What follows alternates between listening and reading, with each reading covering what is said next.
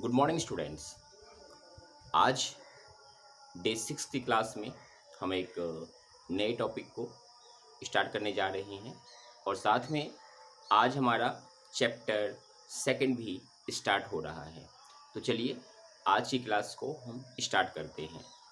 Okay students, क्या आप बता सकते हैं कि इंग्लिश के अंदर सबसे छोटा जो वाक्य होता है वो कितने शब्दों का होता है? जरा गैस कीजिए। मैंने पूछा कि इंग्लिश सेंटेंस के अंदर जो सबसे छोटा वाक्य होता है, मतलब इंग्लिश लैंग्वेज के अंदर जो सबसे छोटा वाक्य होता है, सबसे स्मॉलेस्ट सेंटेंस होता है, वो कौन सा होता है? गैस कीजिए। मतलब कितने शब्दों का होता है? गैस कीजिए। क्या एक वर्ड का है या दो वर्ड का है, तीन या चार? चलिए कोई बात नहीं, मैं आपको बता देता हूँ कि इंग्लिश लैंग्वेज के अंदर जो सबसे छोटा सेंटेंस होता है वो सिर्फ और सिर्फ एक ही शब्द का होता है। Clear to all of you? सिर्फ एक ही शब्द का होता है। अब आप थोड़ा हैरान होंगे कि कैसे। मैं बता दूं आपको कि इंग्लिश शब्द के अंदर जो वर्ड वर्ब है, उस वर्ब के ही आधार पर हम वाक्यों का, सेंटेंसेस का निर्माण करते हैं। इसीलिए अगर आप किसी भी एक वर्ब को अपने जनरल टंग पर यूज़ कर रहे हैं या मतलब राइट कर रहे हैं पेपर के ऊपर, तो वो पूरा सेंटेंस कहलाएगा। उदाहरण के तौर पे गो, कम, सिट, ईट, एंजॉय, डांस, एटसेट्रा। ठीक है, ये सारे ही शब्द यानी कि वर्ब अपने आप में पूरे वाक्य को बताते हैं। अब आप ये मत सोचिएगा कि मैं आपको ग्रामर के कॉम्प्लिकेशंस को बता रहा हूँ, ग्रामर के मतलब टिपिकल टॉपिक को आपके सामने रख रहा हूँ, ऐसा कुछ नहीं है।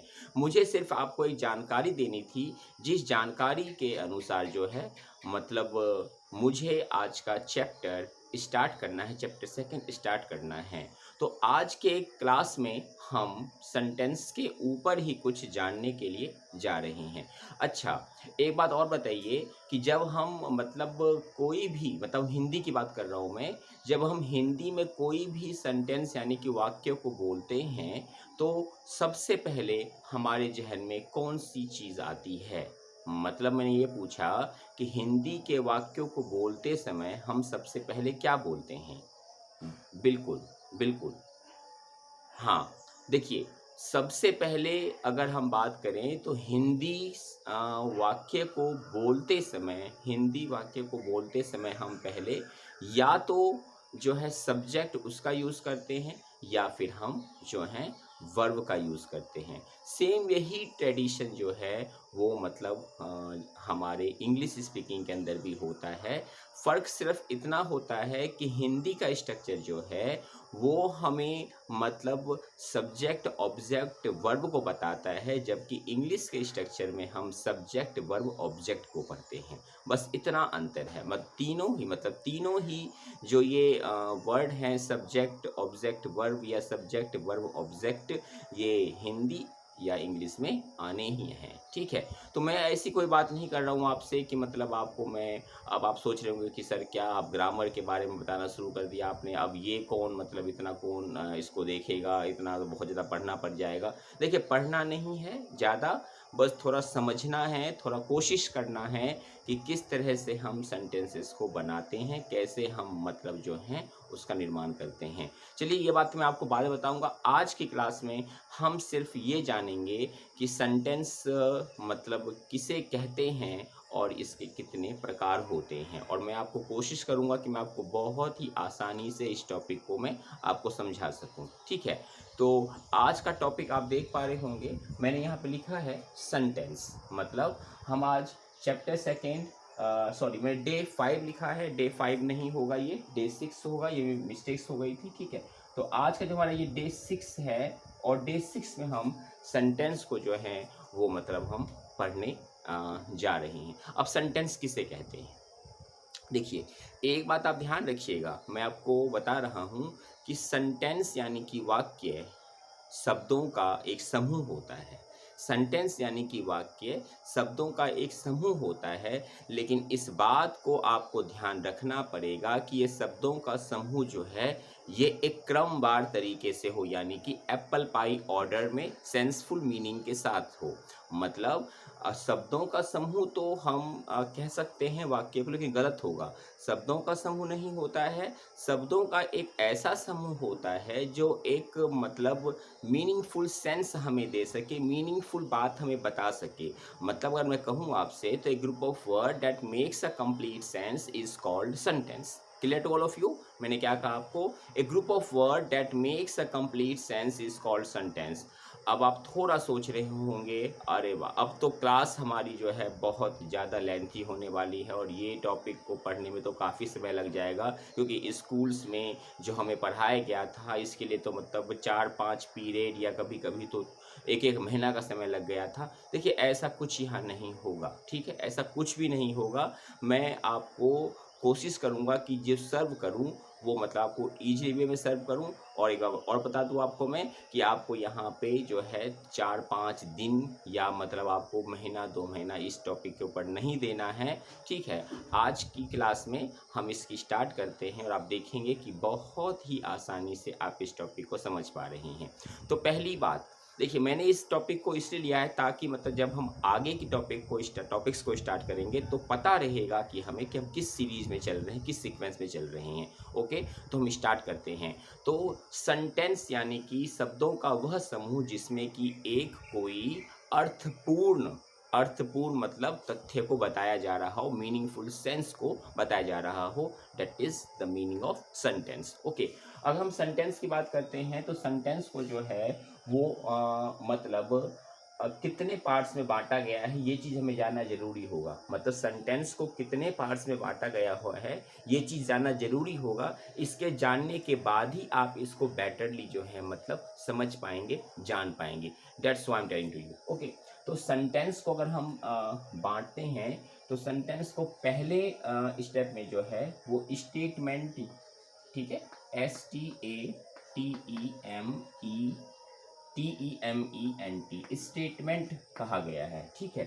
दूसरे अगर हम बात करते हैं तो दूसरा जो हमारा होता है वो होता है इंटेरोगेटिव।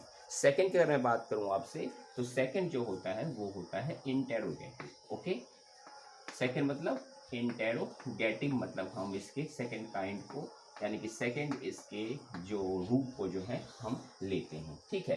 तो फर्स्ट हमारा स्टेटमेंट हो गया, सेकंड हमारा इंटरोगेटिव हो गया। थर्ड की अगर मैं बात करूं आपसे तो थर्ड हमारा होता है that is called the imperative. Third कौन सा हुआ? इम्पेरेटिव। ओके, थर्ड हमारा होता है इम्पेरेटिव। अब इम्पेरेटिव सेंटेंस जो हैं वो काफ़ी हम डे टू डे लाइफ में इसको भी हम यूज़ करते हैं। इसके बाद अगर मैं बात करूं तो इसके बाद हमारे पास जो नेक्स्ट आता है वो होता है ऑप्टेटिव। ओके, मतलब क्या होगा? ऑप्टेटिव। और ऑप्टेटिव मतलब ऐसे सेंटेंस जो कुछ हमारे फीलिंग्स को, डिज़ायर को जो है वो व्यक्त करते हैं। आगे हम बात करेंगे इसके बारे में और मैं पूरी कोशिश करूंगा कि आपको मेरी बात समझ आ जाए। ओके, और अगर हम फाइनली बात करते हैं तो फाइनली हमारे पास जो लास्ट आता है वो मतलब फाइनल लास्ट जो आता है वो होता है हमारे पास एक्सक्लेमेटरी। ओके, तो मतलब हमारे पास जो लास्ट होगा वो होगा exclamatory. Clear to all of you? Okay, तो हम यहाँ पे एक्सक्लेमेटरी की बात कर रहे हैं। ओके, तो अब सेंटेंस कितने प्रकार के हुए? सेंटेंस हमारे पास जो है 5 प्रकार के हो चुके हैं। पहला हमारा स्टेटमेंट हो चुका है, दूसरा हमारा इंट्रोगेटिव हो चुका है, तीसरा हमारा इम्पेरेटिव हो चुका है, चौथा हमारा ऑप्टेटिव हो चुका है और पांचवा हमारा एक्सक्लेमेटरी हो चुका है, ठीक है। अब मैंने आपसे सवाल पूछा था अभी शुरू शुरू में कि हम हिंदी जब बातों को बोलते हैं, हिंदी वाक्यों को बोलते हैं तो हम कितने प्रकार के मतलब वाक्यों का प्रयोग करते हैं। शायद आपको आज की क्लास में इसका आंसर बेहतर मिल सकता है। ओके, तो देखिए, तो अगर हम स्टेटमेंट की बात करते हैं तो स्टेटमेंट में हमारे पास जो है वो 2 तरह के वाक्य आते हैं। पहला होता है हमारे पास पॉजिटिव। पहला कौन सा होता है? That is called positive. Okay, पहला पॉजिटिव होता है। और दूसरे की अगर बात करूं मैं तो दूसरा आपने क्या बताया? बिल्कुल क्या बताया आपने? बिल्कुल नेगेटिव। दूसरा कौन सा होगा? दूसरा होगा हमारे पास नेगेटिव। ओके, पहला पॉजिटिव, दूसरा नेगेटिव, दोनों ही इंट्रोगेटिव के पार्ट होते हैं। ओके, अगर हम बात करते हैं अब दोनों स्टेटमेंट के पार्ट होते हैं, मैंने थोड़ा गलत बोल दिया, तो दोनों ही स्टेटमेंट के पार्ट होते हैं पॉजिटिव और नेगेटिव। अगर हम आगे बढ़ते हैं तो आगे हमारे पास इंट्रोगेटिव का सेक्शन आता है। अब इंट्रोगेटिव के अंदर भी दो पार्ट होते हैं, ठीक है, दो पार्ट होते हैं। पहला होता है हमारे पास वर्बल। पहला कौन सा होता है? वर्बल होता है। और दूसरा कौन सा होता है? दूसरा हमारे पास होता है प्रीनॉमिनल।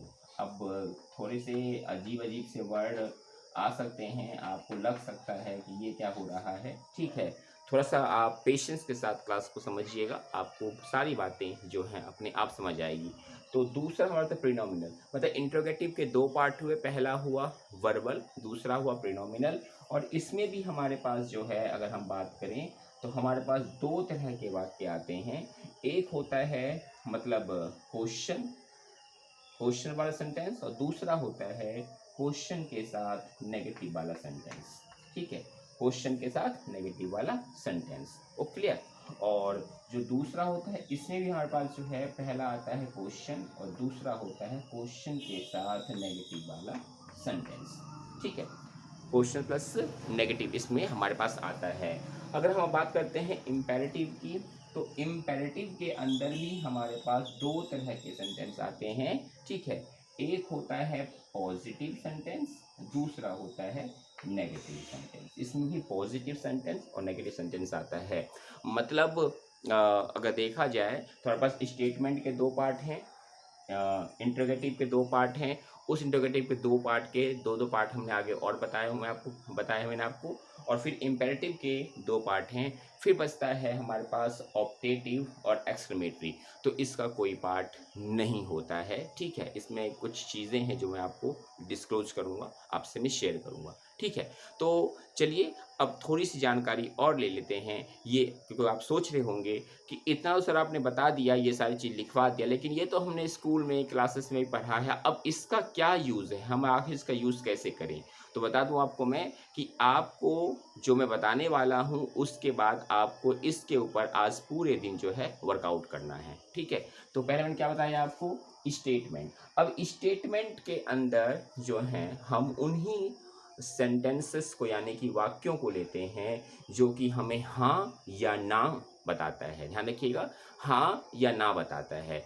मतलब एग्जाम्पल के तौर पे कि वह एक छात्र है तो है, वह एक छात्र नहीं है तो नहीं है, वह एक छात्र था तो है, मतलब पॉजिटिव सेंटेंस दे रहा है, ठीक है, और नहीं था तो नहीं है। इस तरह से वह एक छात्र बनेगा या वह एक छात्र नहीं बनेगा, ये सारी ही चीज़ें मतलब हमें बताती है कि हमने जो है दो तरह के सेंटेंसेस को यूज़ किया है, नेगेटिव और पॉजिटिव, और ये दोनों ही जो हैं स्टेटमेंट के पार्ट में आ रहे हैं। मतलब पहला अगर हम इसको ले लेते हैं तो दूसरा हमारे पास ये आ जाता है।